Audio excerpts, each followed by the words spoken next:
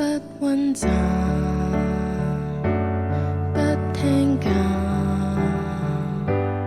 要罰抄都因你很快樂。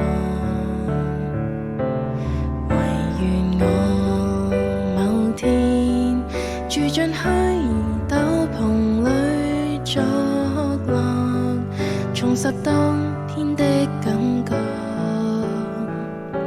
新一幕，新主角，我願知道我有誰替代，只怪我極傻。